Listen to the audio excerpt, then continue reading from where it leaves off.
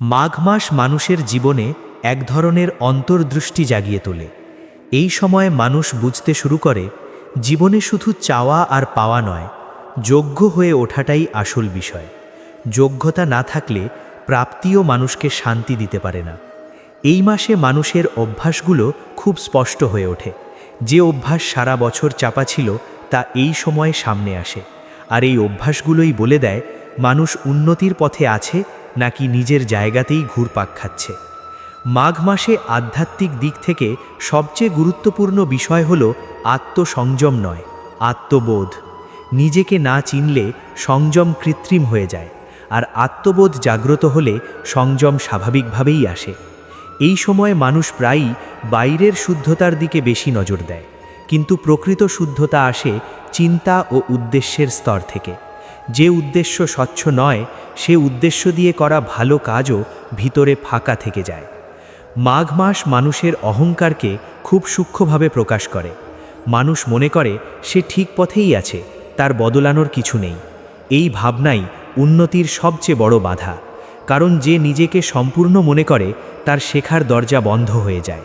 এই সময় জীবনে যা আটকে আছে তার কারণ খুঁজতে বাইরে তাকানো সহজ, কিন্তু মাঘ মাস মানুষকে শেখায় কারণ বেশিরভাগ সময় নিজের ভেতরেই লুকিয়ে থাকে। এই উপলব্ধি আসলেই পরিবর্তন শুরু হয়। মাঘ মাসে আধ্যাত্মিক উন্নতির আরেকটি দিক হল দায়বদ্ধতা। নিজের কথা, কাজ ও সিদ্ধান্তের দায়ে নিজে নেওয়া। যে মানুষ সবকিছুর জন্য পরিস্থিতিকে দোষ দেয়, সে কখনোই নিজের জীবনকে গড়তে পারে না। এই সময় বিদ্যা সম্পর্কেও একটি গভীর সত্য সামনে আসে। বিদ্যা শুধু জানা নয়, বিদ্যা হলো বিবেচনা করার ক্ষমতা। যে মানুষ জানে অনেক কিন্তু বিচার করতে জানে না, তার জ্ঞান দিশা হারায়। সরস্বতী পূজার ভাবনা এখানেই গভীর হয়। বিদ্যা তখনই পূর্ণতা পায় যখন তা মানুষকে নম্র করে তোলে। যে জ্ঞান মানুষকে কঠোর করে, সে জ্ঞান ভার হয়ে দাঁড়ায়। মাঘ মাস মানুষকে শেখায় সব প্রশ্নের উত্তর এখনই পাওয়া যায় না, কিছু উত্তর সময়ের সঙ্গে পরিণত হয়।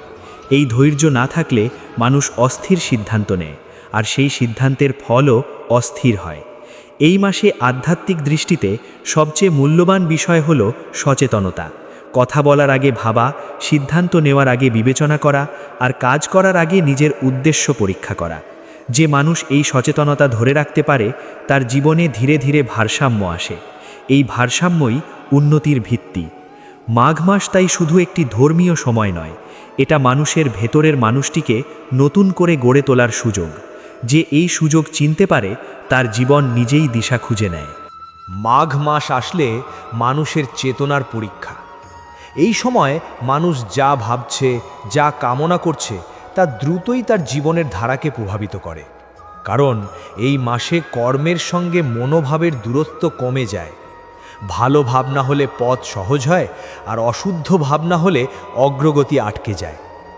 এই মাসের সবচেয়ে বড় বাধা হলো অতিরিক্ত আত্মকেন্দ্রিকতা। নিজেকে নিয়েই ভাবা, নিজের লাভ ক্ষতির বাইরে কিছু না দেখা। এই প্রবৃত্তি মানুষের বিবেককে ধীরে ধীরে আচ্ছন্ন করে, আর বিবেক দুর্বল হলে বিদ্যা, সম্পদ কিংবা সুযোগ কিছুই স্থায়ী হয় না। মাঘ মাসে আধ্যাত্মিক দৃষ্টিতে একটি বিষয় খুব গুরুত্বপূর্ণ: শুদ্ধ উদ্দেশ্য। একই কাজ দুইজন করতে পারে, কিন্তু ফল এক হয় না। কারণ একজন করে লাভের আশায়, আর অন্যজন করে কর্তব্যবোধ থেকে। এই পার্থক্যটাই ভাগ্য নির্ধারণ করে। এই সময় অহংকার সবচেয়ে সূক্ষ্ম রূপে প্রকাশ পায়। মানুষ ভাবে সে ধার্মিক, সে জ্ঞানী, সে অন্যদের থেকে এগিয়ে। এই ভাবনাই তাকে ভিতর থেকে দুর্বল করে দেয়। কারণ প্রকৃত জ্ঞান মানুষকে নত করে, বড় করে না। মাঘ মাস শেখায় শুদ্ধতা মানে কঠোরতা নয়, শুদ্ধতা মানে নিজের আচরণে ভারসাম্য রাখা। অতিরিক্ত ভোগ যেমন ক্ষতিকর, তেমনি অপ্রয়োজনীয় দম্ভও ক্ষতিকর।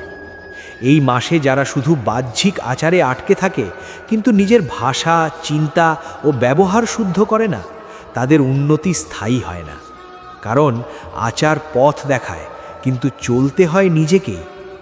সরস্বতী পূজার সময় এই সত্য আরও স্পষ্ট হয়ে ওঠে। বিদ্যা তখনই প্রসারিত হয় যখন মানুষ শেখাকে সম্মান করে, যে মানুষ জ্ঞানকে শুধু সাফল্যের হাতিয়ার ভাবে, সে বিদ্যার গভীরতাকে কখনো স্পর্শ করতে পারে না। এই সময়ে যদি মানুষ নিজের কথাবার্তায় সংযম আনে, অন্যের জ্ঞানকে অবমূল্যায়ন না করে আর শেখার ইচ্ছাকে বাঁচিয়ে রাখে, তাহলে বিদ্যার ধারা তার জীবনে প্রবাহিত হয়। মাঘ মাস মানুষকে আত্মদায়িত্বের কথা শেখায়। নিজের ভুলের দায় অন্যের ওপর চাপালে সংশোধনের পথ বন্ধ হয়ে যায়, আর যে নিজের দায় নিজে নেয় তার জন্য পরিবর্তন সম্ভব হয়। এই মাসে আধ্যাত্মিক উন্নতির আরেকটি দিক হল কৃতজ্ঞতা। যে মানুষ প্রাপ্তিকে স্বাভাবিক ধরে নেয় তার জীবনে শূন্যতা বাড়ে, আর যে মানুষ প্রাপ্তিকে আশীর্বাদ মনে করে তার মনে স্থিরতা আসে। মাঘ মাস মানুষকে বাহ্যিক সংযমের পাশাপাশি অন্তরের শুদ্ধতার কথাও স্মরণ করিয়ে দেয়। এই সময়ে শুধু কাজ কমানো নয়, চিন্তাকে শুদ্ধ করাটাই আসল সাধনা। যে মানুষ এই মাসে নিজের মনকে শাসন করতে শেখে না, সে সারা বছরই নিজের ইচ্ছার দাস হয়ে থাকে। এই মাসে মানুষের ভাবনাগুলো খুব দ্রুত কর্মে রূপ নেয়, তাই হিংসা, অহংকার বা বিদ্বেষ যদি মনে বাসা বাঁধে, তার প্রভাব শুধু মনে নয়, ভাগ্যেও পড়ে। এই কারণেই বলা হয় মাঘ মাসে চিন্তার পবিত্রতা সবচেয়ে জরুরি। অনেকে ভাবে পাপ মানে শুধু বড় অন্যায়, কিন্তু মাঘ মাস শেখায় অকৃতজ্ঞতা, দম্ভ ও অসংযত ইচ্ছাও পাপেরই রূপ। এই সূক্ষ্ম দুর্বলতাগুলোই মানুষের উন্নতির গতি ধীরে ধীরে থামিয়ে দেয়। এই সময় আত্মসমালোচনা খুব প্রয়োজনীয়। নিজের ভুলকে আড়াল না করে সাহস করে স্বীকার করতে পারলেই অন্তরের ভার হালকা হয়। যে মানুষ নিজের ভুল মানতে পারে না, তার জন্য উন্নতির দরজা খোলে না। মাঘ মাসে আধ্যাত্মিক উন্নতির আসল পথ হল বিনয়। বিনয় মানে নিজেকে ছোট করা নয়, বিনয় মানে নিজের সীমা বুঝে উচ্চতর পথে এগোনো। এই বিনয়ই মানুষকে সঠিক জ্ঞান গ্রহণের যোগ্য করে তোলে। সরস্বতী পুজোর সময় এই বিষয়টি আরও স্পষ্ট হয়ে ওঠে। বিদ্যা তখনই স্থায়ী হয় যখন তার চরিত্রে প্রতিফলিত হয়। যে মানুষ শিখেও সংযত হতে পারে না, তার জ্ঞান আলো নয়, ভার হয়ে দাঁড়ায়। এই সময় সাধনা মানে শুধু মন্ত্র বা আচার নয়, সাধনা মানে ভাষা শুদ্ধ করা, চিন্তা পরিশুদ্ধ করা আর নিজের আচরণকে এমনভাবে গড়া যাতে তা অন্যের পথ সহজ করে। মাঘ মাস মানুষকে শেখায় বাহ্যিক সাফল্যের চেয়ে অন্তরের পরিপক্কতা অনেক বেশি মূল্যবান, কারণ অন্তর শুদ্ধ হলে কর্ম আপনাতেই শুদ্ধ হয়ে ওঠে। মাঘ মাস মানুষকে শুধু ধর্মের কথা শেখায় না, দায়িত্বের কথাও মনে করিয়ে দেয়। এই সময় প্রকৃতি নিজেই সংযমের শিক্ষা দেয়, শীতলতা, স্থিরতা আর ধীরতা। যে মানুষ এই সময় নিজের আচরণে অস্থির থাকে, সে প্রকৃতির স্রোতের বিপরীতে হাঁটে। এই মাসে সবচেয়ে বড় যে ভুলটা মানুষ করে তা হলো নিজেকে পরিবর্তনের প্রয়োজন নেই ভাবা। মানুষ ভাবে সময় বদলাবে, পরিস্থিতি বদলাবে, কিন্তু সে নিজে বদলাবে না। এই একগুঁয়েমি জীবনের অগ্রগতিকে নীরবে থামিয়ে দেয়। মাঘ মাসে কথা বলার ধরনও খুব গুরুত্বপূর্ণ। অকারণে কঠোর ভাষা ব্যবহার, অন্যের সম্মানহানি কিংবা রাগের বশে বলা কথা, এই সব কিছু এই সময়ে গভীর কর্মফল তৈরি করে, কারণ এই মাসে শব্দও প্রভাব ফেলে। অনেকেই জানেন না মাঘ মাস আত্মসংযমের সময়। খাদ্য, চিন্তা, ঘুম, কথাবার্তা সব ক্ষেত্রেই সংযম না থাকলে মন ভারী হয়ে ওঠে, আর ভারী মন কখনো সঠিক সিদ্ধান্ত নিতে পারে না। এই সময় ঈশ্বরের কাছে সবচেয়ে প্রিয় হয় সেই মানুষ যে নিজেকে বড় দেখানোর চেষ্টা না করে বরং নিজের সীমাবদ্ধতাকে মেনে নিয়ে উন্নতির পথে হাঁটে। মাঘ মাসে দান শুধু বস্তু দিয়ে হয় না, সময় দেওয়া, কথা দিয়ে সাহস দেওয়া, ভুল ক্ষমা করে দেওয়া, এই দানগুলোর মূল্য অনেক বেশি, কারণ এগুলো মানুষের ভেতরের অন্ধকার কমায়। অনেকে ভাবে পাপ মানে শুধু বড় অন্যায়, কিন্তু অবহেলা, কৃতজ্ঞতার অভাব, অহংকার এগুলিও নীরব পাপ।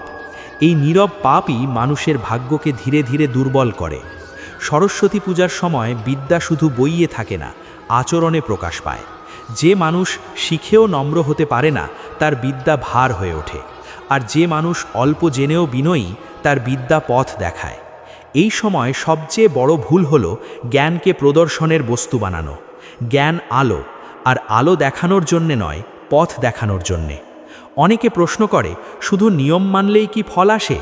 নিয়ম দরকার, কিন্তু তার সঙ্গে মনোভাব না থাকলে নিয়ম শূন্য হয়ে যায়। শ্রদ্ধাহীন আচারে শক্তি থাকে না। মাঘ মাস মানুষকে শেখায় অপেক্ষা করতে। সব কিছু এখনই পেতে হবে, এই তাড়না এই মাসের শিক্ষা নয়। যে অপেক্ষা করতে শেখে সে স্থির হতে শেখে। এই সময় যদি মানুষ নিজের ভেতরের কোলাহল কমাতে পারে, তবে সারা বছরের সিদ্ধান্তগুলো আরও স্পষ্ট হয়, কারণ স্থির মনই সঠিক দিশা দেখায়। মাঘ মাস এমন এক সময় যখন সময় নিজেই মানুষকে আয়নার সামনে দাঁড় করিয়ে দেয়। এই মাসে করা প্রতিটি কাজ, বলা প্রতিটি কথা, এমনকি মনে পোষা প্রতিটি ভাবনাও আলাদা গুরুত্ব পায়। কারণ এই সময় মানুষ শুধু বাইরে কি করছে তাই নয়, ভেতরে কি বহন করছে সেটাও স্পষ্ট হয়ে ওঠে। সরস্বতী পূজাও কেবল আচার অনুষ্ঠানের দিন নয়, এটা মানুষের চিন্তা, ভাষা ও আচরণ শুদ্ধ করার এক গভীর উপলক্ষ। এই সময় সামান্য ভুলও দীর্ঘ সময়ের প্রভাব ফেলতে পারে। নমস্কার বন্ধুরা, আপনারা দেখছেন মন কথা। মাঘ মাসকে কেন এত গুরুত্বপূর্ণ বলা হয় তা অনেকেই পুরোপুরি বোঝেন না। এই মাসে কিছু অভ্যাস এমন আছে যেগুলো বাইরে থেকে তেমন বড় মনে না হলেও জীবনের উন্নতির গতি থামিয়ে দেয়। যেমন অহংকারে কথা বলা, অন্যের কষ্টকে হালকা করে দেখা, নিজের ভুল স্বীকার না করা। এই প্রবৃত্তিগুলো মাঘ মাসে আরও ভারী হয়ে ওঠে। এই সময় কিছু ভুল আছে যেগুলো ভগবান একদম পছন্দ করেন না বলে বলা হয়। অন্যায় জেনেও চুপ থাকা, সাহায্য করার ক্ষমতা থাকা সত্ত্বেও মুখ ফিরিয়ে নেওয়া, আর সত্য জেনেও সুবিধার জন্য মিথ্যার আশ্রয় নেওয়া, এই তিনটি কাজ এই মাসে মানুষের অগ্রগতিকে আটকে দেয়। এই কারণেই মাঘ মাসকে পাপ কাটার শেষ সুযোগ বলা হয়। এর অর্থ ভয় দেখানো নয়, এর অর্থ হলো এই সময় মানুষকে নিজের দিকে ফিরে তাকানোর সবচেয়ে বড় সুযোগ দেওয়া হয়। যে নিজের ভুল বুঝে সংশোধনের পথে হাঁটে, তার পুরনো ভার ধীরে ধীরে হালকা হয়। মাঘ মাসে দানের কথাও আলাদা করে বলা হয়। এই সময় যে দান নিঃস্বার্থভাবে করা হয় তার ফল বহুগুণে ফিরে আসে। বিশেষ করে অন্নদান, বিদ্যাদান ও অসহায় মানুষের পাশে দাঁড়ানো, এই দানগুলো এই মাসে 1000 গুণ ফল দেয় বলে বিশ্বাস করা হয়। কারণ এই দান সরাসরি মানুষের জীবনকে স্পর্শ করে। একটি গভীর সত্য আছে, এই মাসে যে মানুষটা বদলায় না সে সারা বছরও বদলায় না। কারণ মাঘ মাস মানুষের ভেতরের জড়তা ভাঙার সময়। এখানে যে নিজেকে থামিয়ে রাখে সে আসলে নিজের অগ্রগতিকে আটকে দেয়। এই প্রসঙ্গেই আসে সরস্বতী পূজার কথা। এই দিনে কিছু ভুল আছে যেগুলো করলে বিদ্যা ধীরে ধীরে দূরে সরে যায়। নিজের বুদ্ধিকে অহংকারের জায়গা বানানো, পড়াশুনোকে শুধু চাপ মনে করা, আর জ্ঞানকে কেবল ফলের সঙ্গে মেলানো, এই মনোভাবগুলো বিদ্যার পথে বাধা হয়ে দাঁড়ায়। সরস্বতী মায়ের সামনে কখনো এমন কথা বলা উচিত নয় যা নিজের সক্ষমতাকে ছোট করে দেয়। আমি পারবো না, আমার দ্বারা হবে না, এই কথাগুলো আগে নিজের মনকেই দুর্বল করে। কিছু মানুষ আছে যাদের ওপর সরস্বতী মা রেগে যান বলে বিশ্বাস করা হয়।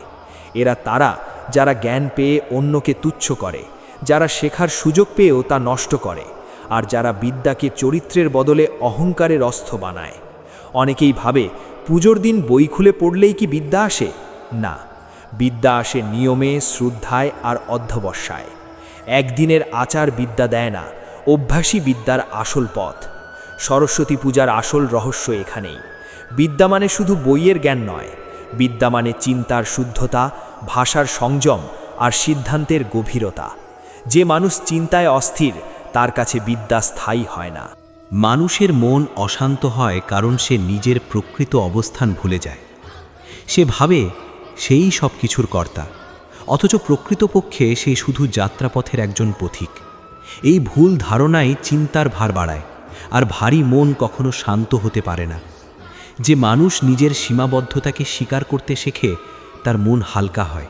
সব কিছু নিজের ইচ্ছামতো হবে এই প্রত্যাশা ভাঙলেই অন্তরে স্থিরতা আসে। কারণ প্রত্যাশা যত বেশি, হতাশাও তত গভীর। মানসিক শান্তি নষ্ট হয় তখনই যখন মানুষ অতীতকে আঁকড়ে ধরে রাখে। যা চলে গেছে তাকে ধরে রাখলে বর্তমান ধীরে ধীরে বিষাক্ত হয়ে ওঠে। অতীত স্মরণ করা আর অতীতে বাস করা, এই দুটির পার্থক্য না বুঝলেই মন ক্লান্ত হয়। চিন্তা আসবে, কিন্তু চিন্তায় ডুবে থাকা বাধ্যতামূলক নয়। চিন্তা আকাশের মেঘের মতো, এগুলো আসে আর যায়, কিন্তু মানুষ ভুল করে মেঘকেই আকাশ ভেবে নেয়। যে মন প্রতিটি ঘটনার পেছনে অন্যায় খোঁজে, সে মন নিজেই নিজের শত্রু হয়ে ওঠে। সব ঘটনার ব্যাখ্যা পাওয়া যায় না। কিছু ঘটনা শুধু মানুষকে পরিণত করার জন্যই ঘটে। মানুষ ভাবে নিয়ন্ত্রণ মানেই নিরাপত্তা, কিন্তু অতিরিক্ত নিয়ন্ত্রণ আসলে ভয়ের প্রকাশ। যে মন বিশ্বাস করতে শেখে সে মন সব কিছু আঁকড়ে ধরে রাখতে চায় না। আত্মসম্মান আর অহংকার এক নয়।